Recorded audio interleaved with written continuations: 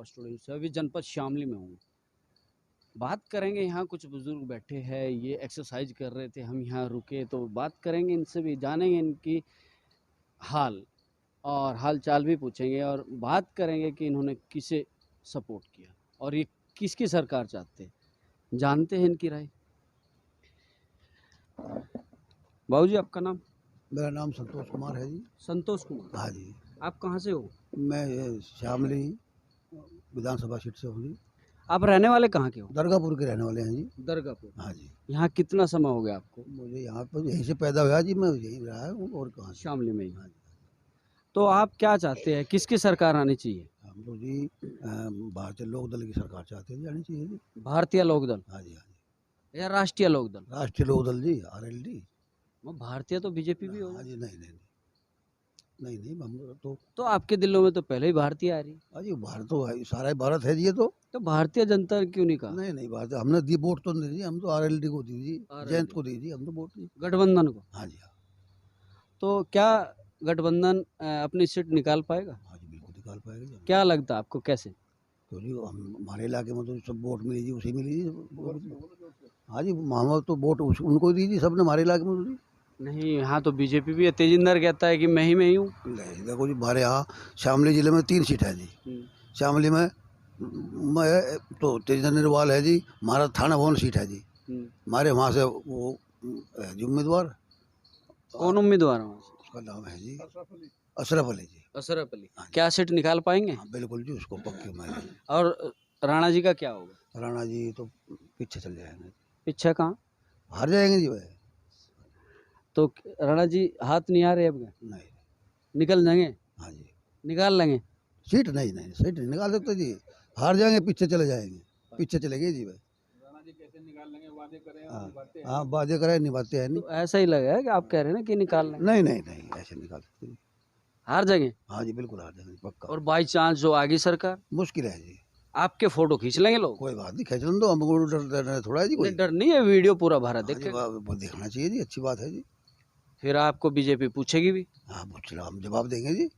फिर जवाब थोड़ा ही ना होंगे। हाँ, और जेल में चल जाएंगे, क्या बात है जी, जेल तो है फिर, अगर कोई ऐसी बात है। तो आप यही चाहते हो क्या, क्या जी? जेल जाना? नहीं, जेल को जाना चाहते हैं जी और अब। जो बीजेपी सरकार आई तो जाना पड़ेगा। हाँ चल जाएंगे, कोई बात नहीं। ऐसी बात क्यों कर रहे हो भाई? हाँ जी, मैं तो आपको बता दे, मैं नमाज करो। ऐसी कर ना, मैं तो बता दिया, मैं नहीं बताऊँ आगे भी। ऐसी कर रहे तो बाबूजी, नहीं, मैं अभी रिटायर हो गया। आप किस वर्क में थे? मैं आर्मी में था। आर्मी में थे। आप तो देश के जवान हो। तो देश के जवान तो एक हमारा गौरव है, हमारा सर है। उनके लिए तो जितना सम्मान हम कह सके या कर सके तो उतना कम ही है। तो आप कितने दिन आपने सर्विस की? मैं 34 साल के।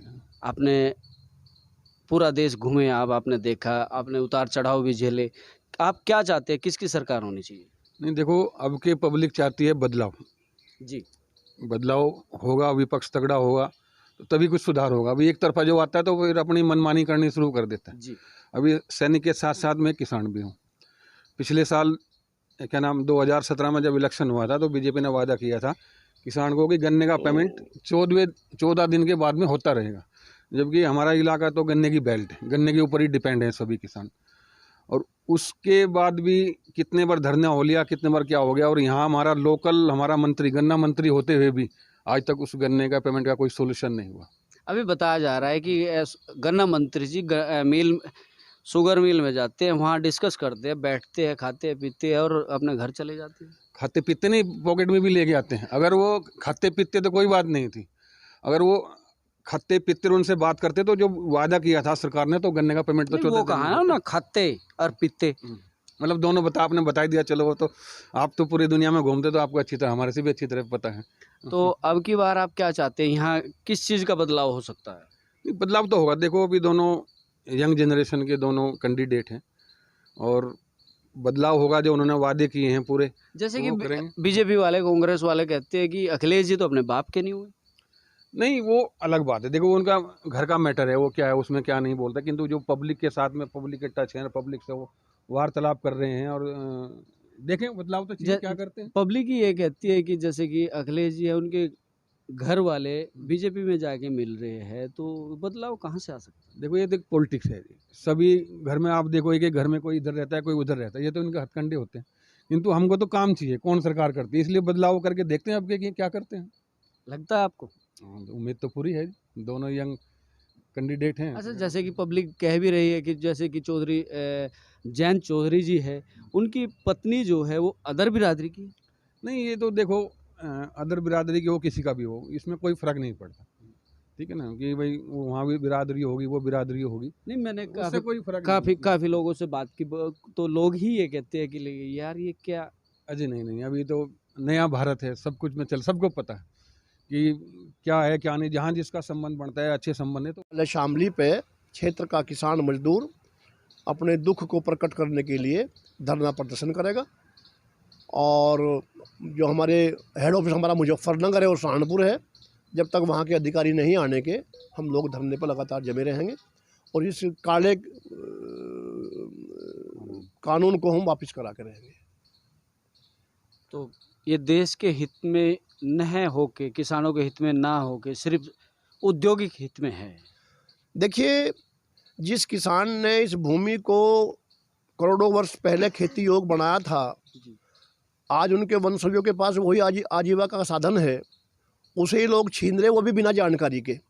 अगर छीनते सहमति से, जैसे कि सड़कें बना रहे हैं, सहमति ले ले, मुआवजा दे दे, लोग मान जाएं, लेकिन धोखे से, चोरी से नक्शा पास कर दिया, नक्शा छप भी गया, और इतनी बदतमीजी इन लोगों ने करी, इतना बेईमाना किया कि कानून ये है कि नक्शा बनने के साथ साथ ही उस नक्शे की पुस्तकें बनती हैं, और वो पुस्तक प्राधिकरण जो है उन्हें बेचता है जनता को कि वो समझ ले, आमदनी भी करे, लेकिन थोड़ा उसमें जानकारी देने का प्रयास है, वो भी काम इन लोगों ने नहीं किया। हमारे जगाने के बाद भी 1 महीना हमें हो गया, इन लोगों ने आज तक भी वो पुस्तकें नहीं छपवाई है, और प्राधिकरण के अधिकारियों को जानकारी भी नहीं है, जिला प्रशासन को कोई जानकारी नहीं कि क्या योजना है। तो जिला शामली के व्यक्ति को आप कुछ कहना चाहेंगे? बस मेरा उनसे यही अपील है कि वो खड़े हों, जागे, अपने अधिकारों को लूटने ना दें, अपना अधिकार पुनः प्राप्त करें, और पूरी शक्ति के साथ ये दिखा दें इस सरकार को कि ये पश्चिम का किसान, जनपद शामली का किसान किस दबाव में आने वाला नहीं है, वो अपने हकों के लिए किसी भी सीमा तक जा सकता है।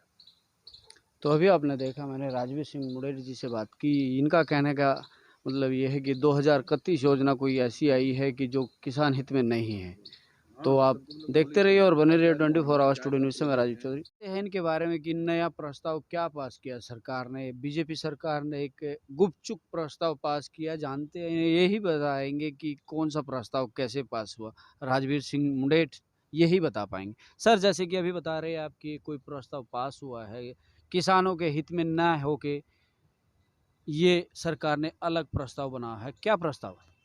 जनपद शामली में शामली नगर के चारों ओर जी। लगभग 5 किलोमीटर का एरिया इस सरकार ने कानून का उल्लंघन करके किसानों को बर्बाद करने के लिए किसानों के सारे अधिकार छीन लिए। किसानों को अपनी भूमि में अपनी मर्जी से खेती करने का अधिकार भी लोग छीन रहे हैं। एक 2031 महायोजना लेके आए हैं, जिसका कानूनी रूप ये है कि पहले उसका वो प्रकाशन करते, जनता को जानकारी देते। आपके 2031 नाम है उसका, योजना का नाम है महायोजना 2031, और उन्होंने अपनी स्वेच्छा से किसी प्राइवेट कंपनी सर्वे करवा के, जो सर्वे केवल कागजों पर हुए, मौके पर कोई सर्वे नहीं हुआ, और चिन्हित कर दिया कि शामली के पूरब में उद्योग रहेंगे और पश्चिम में हरित पट्टी रहेगी। वहाँ कोई ना उद्योग लगा सकता, ना अपने मकान बना सकता, जी। मतलब परिवर्तन नहीं कर सकता किसान अपनी मर्जी से। जहाँ खेती करनी खेती करेगा, जहाँ बाग लगाना वहाँ, जहाँ बाग है वहाँ बाग ही रहेंगे, बाग कभी हट नहीं सकते वहाँ से। जहाँ आवास है वहाँ आवास रहेंगे, जहाँ आवास नहीं वहाँ आवास बना नहीं सकते। तो शामली में क्या होना है, कैसे होना है, सब उन लोगों ने 5-6 गांव शामली के प्रभावित हैं उससे। तो शामली क्षेत्र की है ये या हर जिले की है? ये शामली क्षेत्र की है, मतलब पश्चिम उत्तर प्रदेश को केवल बर्बाद करने के लिए इस भाजपा सरकार ने इस नवनिर्मित जनपद शामली को चिन्हित किया है कि यहाँ के किसान को अपनी भूमि के अधिकार से वंचित कर दिया जाएगा। और बड़ी मुश्किल की जो जानकारी मिली गोपनीय, 7 फरवरी तक उसकी वो थी विरोध करने की तारीख, कोई विरोध नहीं का जानकारी नहीं थी किसी को।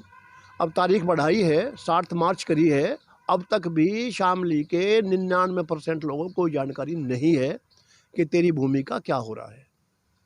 तो इस विषय में आप क्या करना चाहेंगे? आने वाला अगला कदम क्या होगा आपका? इस विषय में हम भारतीय किसान मजदूर संयुक्त यूनियन कल शामली नगर पालिका में प्रेस वार्ता करेगी और वहाँ संभवतः हम निर्णय लेंगे कि सोमवार को प्राधिकरण कार्यालय शामली पे क्षेत्र का किसान मजदूर अपने दुख को प्रकट करने के लिए धरना प्रदर्शन करेगा।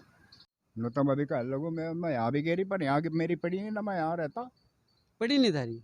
अजी गाँव में ही तो पड़ी, यहाँ थोड़ा ये मेरी वोट। अच्छा, तो 80% गठबंधन? हाँ जी, अशरफ अली पे है, गठबंधन अशरफ लगा लो। हाँ, और 20% बीजेपी? हाँ जी, राणा पर अच्छा। बता रहे हैं। तो 20% में जाट है या अदर बिरादरी?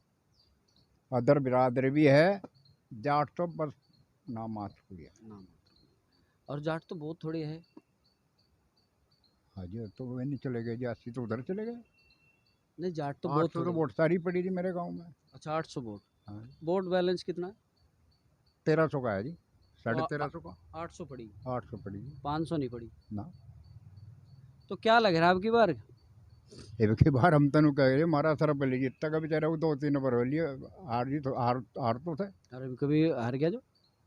वो तक को जी मेरा तो जाने का नहीं, जो कुछ होगा तो ऊपर वाला करेगा। वो तो नहीं, मैं तो नहीं कह रहा कि भाई हम क्या बताया था जी उस बारे में। क्या लगे आपको? अरे हमने तो वोट दे रखी है पिछली बार किसे दी थी आपने? जावेद को जी। अशरफ अली को नहीं दी थी? अशरफ अली था ही नहीं पहली बार। आप ही तो कह रहे 2-3 बार हार लिया। अजी ये बाप दादा तो लड़ते हुए आ रहे। अच्छा, हाँ, कभी नहीं जीते? नहीं इनका बाबा वो जीता था जी, इनका बाप जो था। फिर अशरफ अली कभी नहीं जीता? अशरफ अली नहीं जीता जी, फिर वो जीता राव राफे खां था। तो अब की बार गठबंधन सरकार लग रही है। हाँ जी, तो गठबंधन सरकार में कुछ अच्छा होगा? अच्छा होगा जी, हम तो सोच रहे, हमने तो तरस हो के ईब का वोट दी इसे अशरफ अली को। ईब क्यों दी? ज़्यादा दुखी होगा, मेरा थी शादी में मुझे मेरे गन्ने का पैसा नहीं मिला, किसी गरीब और पे लेके दिया जी, आप जैसे बता। हाँ, मतलब आपकी स्थिति खराब रही खराब रही जी, आपको रही बीजेपी सरकार में। हाँ जी, तो गठबंधन सरकार में स्थिति सही हो सकती है? हाँ जी, सोच तो रहे। अब दुख करिए कह रहे के बाद 14 दिन में पेमेंट होगा। हम लोग का 2.5 14 दिन में तो मोदी जी ने भी कहा था। अजी कहे तो कुछ भी तो कहेगा कि सारा। और ये भी ऐसे ही कह रहे हैं। भैया अजमाई पे देख के, अजमाई पे देख के जाएगा जी, क्या होगा बिना अजमाई के कहते हैं जी कि बाबू जी बताओ। इसीलिए तो परिवर्तन चाह रहे हैं ना, ये क्या करते हैं, इसीलिए परिवर्तन। इसीलिए तो परिवर्तन चाह रहे हैं। तो अब की बार गठबंधन की सरकार। तो अभी आपने देखा, मैंने बुजुर्गों से बात की, बुजुर्ग भी यही चाहते हैं कि अब की बार गठबंधन सरकार हो, इनका भी कुछ अलग ही महत्व हो, जीने का महत्व हो। ये भी चाहते हैं कि हमारे जीते जी एक गठबंधन सरकार अच्छी सरकार है, किसानों का हित में ही बात करे। तो आप देखते रहे और बने रहे 24 आवर स्टूडियो से। मैं राजीव चौधरी, नमस्कार।